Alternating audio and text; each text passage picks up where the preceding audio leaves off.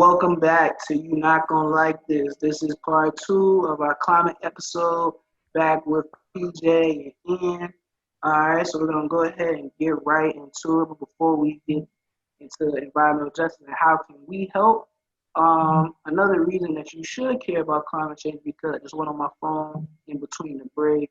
The Philippines has had their eighth typhoon in 8 months, so that's a typhoon a month. For those that don't know, and that is insane. And that probably we can say that probably is happening because of the way the world is, due to the fact that there is more water in our oceans due to the melting of the ice. I would love to touch on that right quick. There's a severe misconception that climate change is an Arctic saga, something that's unfolding thousands of miles away, unable to truly get its grip on you. And that's not true, It affects weather patterns such as droughts and floods, typhoons and hurricanes. Wildfires. For instance, like hurricanes and typhoons, just to explain or to emphasize and kind of expand on what you were saying, like with more heat in the atmosphere and more water, the stronger these events are going to become, to the point where we're seeing superstorms and category 5s every single time a hurricane or a typhoon is made, And also, I just like to say, like, it's not necessarily whether this typhoon or hurricane is produced by climate change, but more of like how much of its strength can truly be attributed to it, going back to how much heat and water, how much heat is in the atmosphere and how much water, are in the oceans. Yeah. That joint was crazy. Oh, speaking of hurricanes, shout out to Honduras, man. I hope they get better, man. They just had a very, very bad hurricane, like really bad.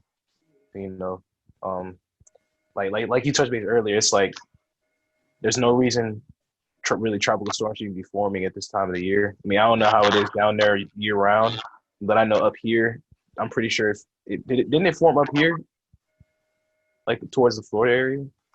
Oh yeah, it's a hurricane in Florida right now. Yeah. Like there really shouldn't even be a tropical storm at all. Like it's November, it's almost December. This is the winter time, bro. But yeah, shout out Honduras, man. I know they're going through it right now. I seen a video of the water levels are above, the houses up there. They're like there's livestock being dragged in the water. Like it's crazy, bro. So shout out to Honduras. I hope they can get some relief over there. Yeah. Thought I'd say that since you mentioned the hurricanes. Let's get into environmental justice, a big topic. Ian presented this subject to us, so I'm going to go ahead and get into the two main things that are comprising environmental justice. I think the definition of itself being environmental justice, and then the ideal concept of environmentalism. So I'm going to read definitions off again. I'll start with environmental justice. Environmental justice is fair treatment and meaningful involvement of all people regardless of race, color, nationality, origin, or income with respect to the development, implementation, and enforcement of environment laws, regulations, and policies. Now for the environmentalism definition. Concern about action aimed at protecting the environment. Those are definitions that I wrote for that. So, Ian, please explain to me exactly what environmental justice is and what you want to tell the people. Okay, so first, you definitely touched on a great thing. I just want to. There's a great piece that I read in one of my, actually in a political geography course, and I have it right here. The Royal Dutch Shell environmentally degrades Nigeria's Niger Delta region, a land of blacks, by Shayla Ruffin. Now, in this piece, Shayla Ruffin describes the environmental justice movement. Basically, this is a social movement predominantly led by minorities that's separate from environmentalism. It takes roots in the disparities faced by people of color within and without the United States who reside in unfair climate conditions at a disproportionate rate. Now, this can range from sewage treatment plants and faulty water pipes being disproportionately placed in communities of color in Michigan and North Carolina, all the way to the other end of oil companies exploiting the people and resources of the Niger Delta, both largely because of racial biases that appear in policymaking and procedure. And, you know, a reason I wanted to talk about environmentalism and environmental justice is because they're two separate movements. Now, environmentalism can really be described by, you know, the establishment of the EPA, the Environmental Protection Agency, can be established by the IPCC, the International Protocol on Climate Change. However, these don't necessarily have communities of color, people of color, and nations of color's best interest at heart, you know? And so that's why a separate social movement such as the environmental justice movement has taken place. You know, I think it speaks to the amount of climate change faced by people of color. For instance, you know, I'm going to touch on that example that PJ talked about in Honduras. Climate change is really the result of the industrial world, largely the global north. Many countries of color that reside in the global south, such as Honduras, will continue to pay the price of climate change at harsher rates and in a closer time span, you know? So like I said, these countries have not really contributed to climate change, if at all. And these places like Latin America, like in the Middle East, and sub-Saharan Africa that reside in, you know, the equatorial band that I was explaining, you know, they're going to have higher effects of drought and heat waves, diseases, vector-borne diseases. So this is something that we touched on a little bit earlier in part one. You know, as the climate gets worse, a lot of these charismatic animals that we kind of identify ourselves with, largely mammals. You know, you have tigers, lions, elephants, dolphins, et cetera, et cetera. Those are going to die out because they have adapted evolutionary to fit in a specific time in a specific environment.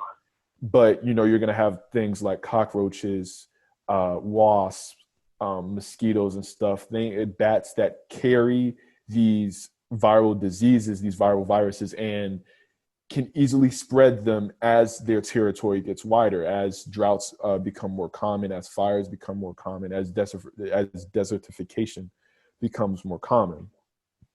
And this honestly is why I'm passionate about climate change, because people of color who have not contributed to it are gonna face the harshest parts. And they don't really have the economic or political resources or infrastructure to withstand the effects of climate change or the effects of transnational organizations like Google, Apple, Exxon, Coca-Cola, who go there and seek to exploit their people and resources. So that's my piece. I'm off my soapbox now, but that is why I care about climate change. That is why I'm going to law school to study environmental law. What's up, man? That's definitely what's up. But next let's go back to this point about the infectious diseases. I remember on a statement probably a month and a half ago, Dr. Anthony Fauci, the top leading infectious expert on infectious diseases, came out with a statement. He was like, you know, these diseases might keep arising like this because of climate change, because of the ability of, like Ian said, with animals that carry these viral illnesses to be able to spread them on either has their territory expanded. So another reason why you should care about climate change is because you don't want to keep being these pandemics over and over and over again. Mm-hmm. It's not the climate that's going to really affect our way of living. It's definitely going to be these diseases and illnesses. Don't forget that, I don't know the exact number, but I want to say it's been almost 1 million people that have died because of COVID. I want to say maybe 2. I don't know exactly, but it's a very, very high number, with 215,000 being Americans. So it's definitely above 1 million, if I'm not mistaken. But Ian, you had a point you wanted to make? Right. Like, I mean, we're going to see higher rates of malaria, dengue, Lyme's disease, yellow fever, a lot of these things that are coming out of mosquitoes, not to even mention things that are going to come out of like bats and cockroaches and rats and stuff like that. I mean, it's going to be pretty serious, you know? That just sounds disgusting. It is. It sounds really bad. So Yeah. Start caring. Start making a difference. Start getting active. Start, caring about the world you live in because there is no other world. There is nothing else. And not to get on a jokingly subject, bro. I know y'all be talking about Mars. That's light years away, bro. It's light years away. That's light years away. Light years away. So don't even mention Mars. Just put it aside. But anyways, let's get on to the point of how you can help, how you can make a difference in this climate change, in this topic, in this atmosphere that we are in now. Number one, like we did today, start the conversation.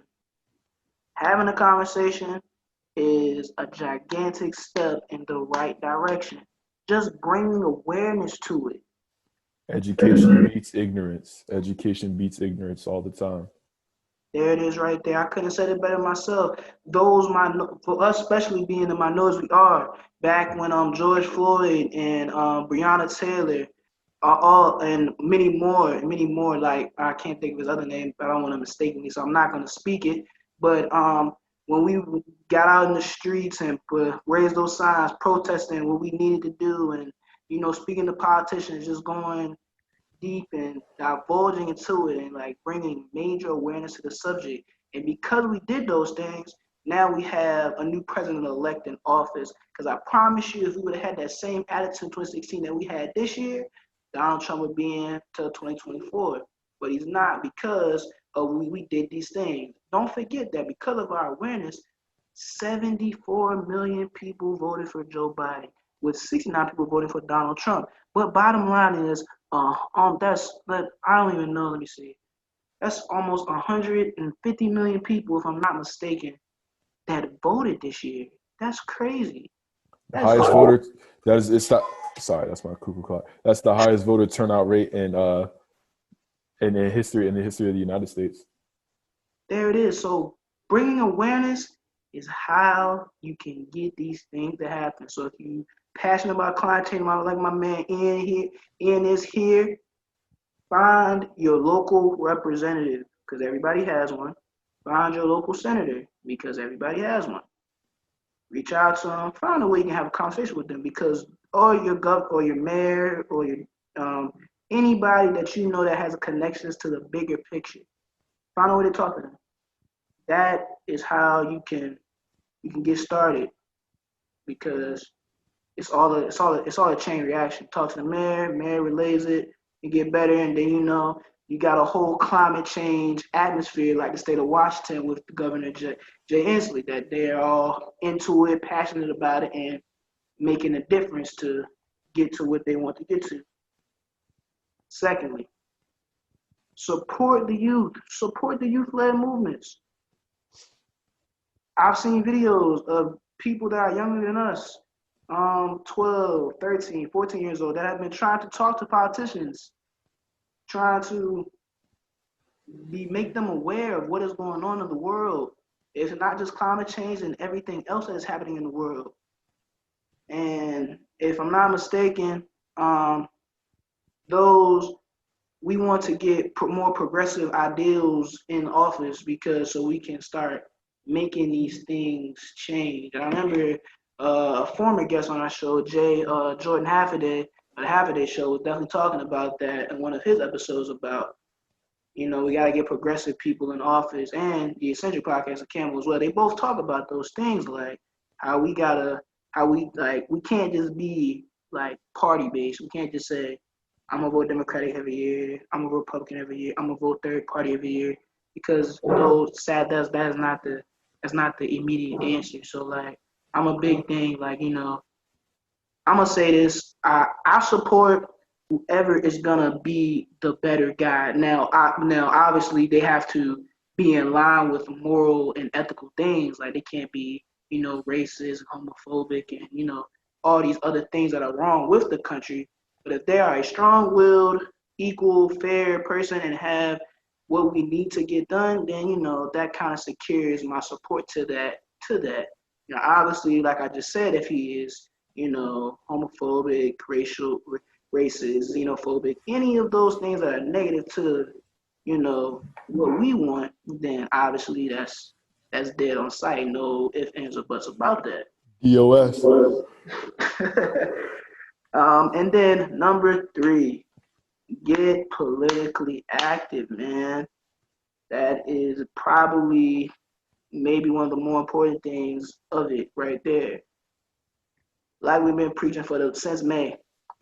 Your vote matters. If it's not for the better treatment of your ethnicity, find a way to support. Like for me, a couple reasons why I supported Joe. Obviously, he said that he was going to try to help the African American minority and get better policing for us, so we can stop, every 2-3 weeks talking about justice for this and justice for that, and getting the right people in office, especially justice for the kid, the 15-year-old kid that got lynched in, I think it was New Orleans, if I'm not mistaken. I don't know the exact city. Quan Charles, I think I pronounced that correctly. Stuff like that. Actually, for those that don't know, that happened. That happened pretty long ago. Actually, it's just now getting that national recognition. It happened pretty long ago. I can't remember the exact time it happened, but it happened pretty long ago. But like things like that, and then obviously, because I'm a college student, he did say that, the 125,000. If you have a family that makes over that much, then college is essentially free for you. And then last but not least, obviously the pandemic, of course, because I'm tired of wearing a mask everywhere. So I want to get at that as well. So those are the 3 main reasons I really supported him. Vice versa, there's a couple other things, but those are just the 3 main. I mean, to everything. But politically active, that's what you got to be. Find somebody that supports your views. Find somebody that, is passionate about climate change and these things that are going on in our world constantly. Because if not now, then when? And if not when, then who?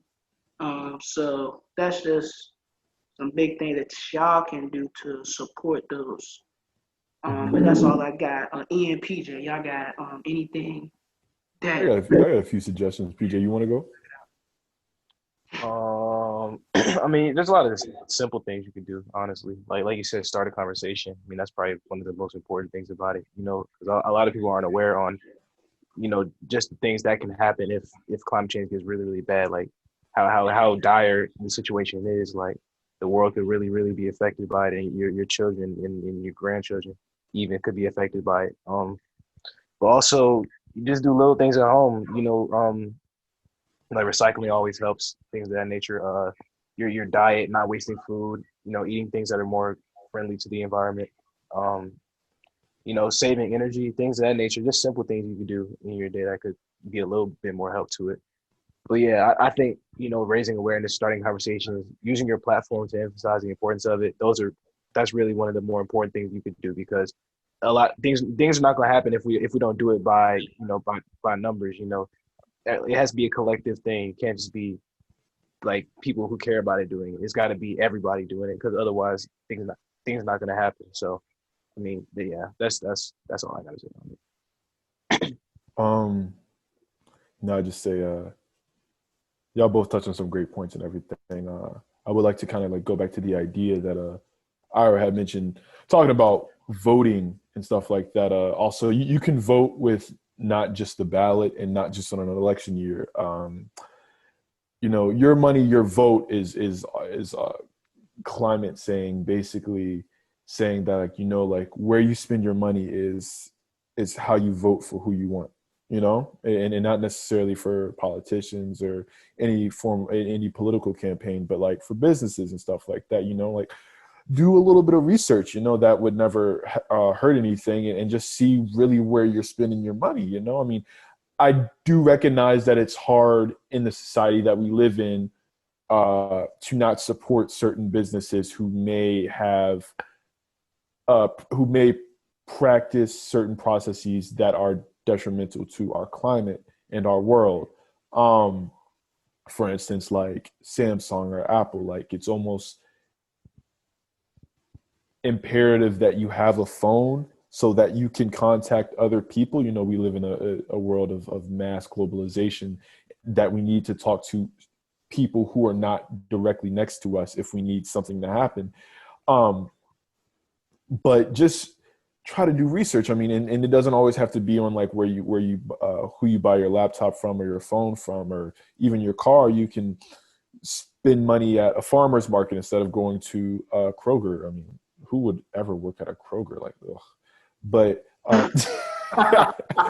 nah, I'm messing with you. But like, like, you know, spend your money at farmers markets. You know, buy clothes that may have been used with recycled equipment or something like that. And when you're done with your clothes, make sure that you don't throw them away. Make sure they don't end up in the ocean. Make sure they don't end up in a landfill. Find like an outlet. I mean, there's an outlet across the street from me where I can just, if I'm done with a pair of shoes or I'm done with clothes, I can just drop them in. They'll take them to a Goodwill, or I think they actually do take mine to a Goodwill, but in other places they'll take them to homeless shelters, etc. And that is your money, your vote. You know, how you spend your money is how you vote. Like I said, also to touch on what you guys said, like recycle, reuse. A big thing that a lot of people don't understand is don't idle your car. You know, like you get to work 5 minutes early, get out your car and go into work and like sit in the break room or something like that. But don't have your car on while you're sitting in it, not driving, because that not only does that waste your money, it hurts the environment as well. So there's no reason for you for it. I was in an environmental protection and policy course last fall semester, and I'm not gonna give a statistic. It was a low statistic, but it was still pretty mind-numbing how serious idling your car when everybody does it affects the climate. It was something like 2% of pollution in the world comes from idling your car in the global north, like countries like Canada, the United States, England, et cetera, et cetera. So, I mean, that is a big thing that you can do. If you want to feel good about yourself and you want to save your money, stop your car. Take your keys out when you get to work. Take your keys out. Immediately get out your car when you go home. Stuff like that, you know, and also conserve water, you know, because we are, a lot of people don't understand this, but of the water, of the liquid, or excuse me, of the water in general that we have on our planet, a very, very small percentage of it is fresh water. Most of it is salt water. I think it's something like 25-75. Yeah, exactly. And of that 25% of fresh water, most of it is frozen. Like a very, very large percentage of that is frozen. Now, of course, that is melting. Though those glaciers are melting. Those you know, it's getting hotter on mountain peaks and stuff like that. So those are melting. But that doesn't mean that that liquid water is becoming fresh and pooling up. Like that water is actually finding its way to the ocean, where the ocean is acidifying and they call it the salinization of water and the desalinization of water. So you have fresh water that finds its way into the ocean.